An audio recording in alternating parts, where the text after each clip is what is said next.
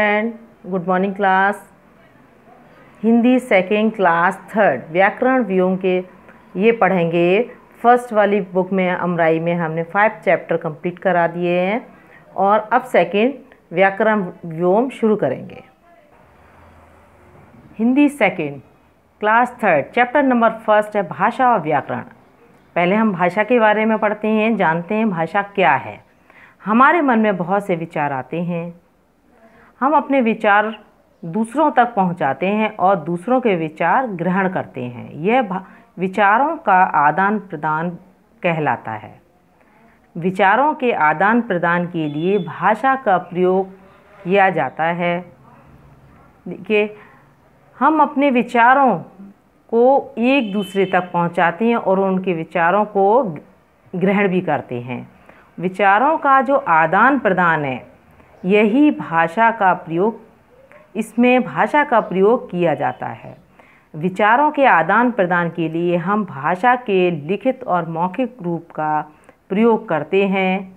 कभी कभी हम संकेतों का भी प्रयोग करते हैं। 2 दोस्त थे, राम और निशांत। निशांत को प्यास लगी, उसने राम से कहा, मुझे पानी चाहिए। राम ने इशारे से बताया। दोनों दोस्तों ने अपने अपने मन की बात बताई। निशांत ने बोलकर बताई और राम ने इशारे से बताई। लेकिन इशारे या संकेत भाषा नहीं कहलाते हैं। इशारे से जो बात की जाती है उसे भाषा के रूप में मान्य नहीं है। संकेत और इशारे को मान्यता नहीं है। भाषा के 2 ही रूप होते हैं, लिखित और मौखिक भाषा। निशांत ने अपनी बात बोलकर समझाई, उसने भाषा के मौखिक रूप का प्रयोग किया। आइए मौखिक भाषा के बारे में पढ़ते हैं। जब हम या अन्य कोई व्यक्ति अपने विचार मुख से बोलकर समझाता है तो भाषा का यह रूप मौखिक भाषा कहलाता है। कौन सा रूप कहलाता है बेटा? मौखिक भाषा का रूप कहलाता है। ये मौखिक भाषा कहते हैं।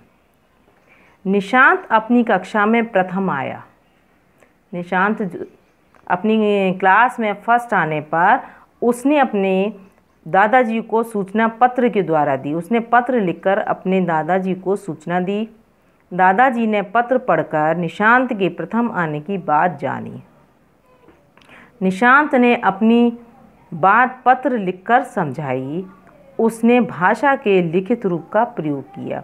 जो बात पत्र में लिखकर समझाई गई बात को उसने भाषा के लिखित रूप का प्रयोग निशांत ने किया।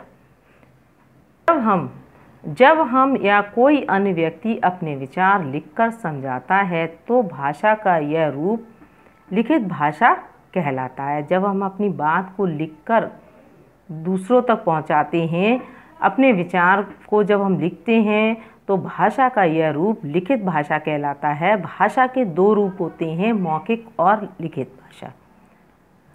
आगे पढ़ते हैं। संसार में अनेक भाषाएं बोली जाती हैं। संसार में बहुत सारी भाषाओं का प्रयोग किया जाता है। आइए कुछ देश और उनकी भाषाएं जानें, उनके बारे में जानते हैं, जानकारी लेते हैं। ये देश हैं, देश के नाम दिए हुए हैं। ये उन देशों में बोली जाने वाली भाषाएं हैं। इंग्लैंड में अंग्रेजी भाषा का प्रयोग किया जाता है। रूस में रूसी, जर्मनी में जर्मन भाषा का प्रयोग करते हैं। पाकिस्तान में उर्दू भाषा का प्रयोग किया जाता है। ईरान में फारसी भाषा का प्रयोग किया जाता है।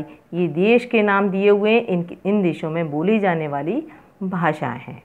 फर्स्ट लेक्चर में हमने भाषा के बारे में पढ़ा है, मौखिक भाषा के बारे में पढ़ा है, लिखित भाषा के बारे में जानकारी ली है और उन देशों में, जिन देशों में जो भाषा बोली जाती है उसके बारे में भी हमने पढ़ा है।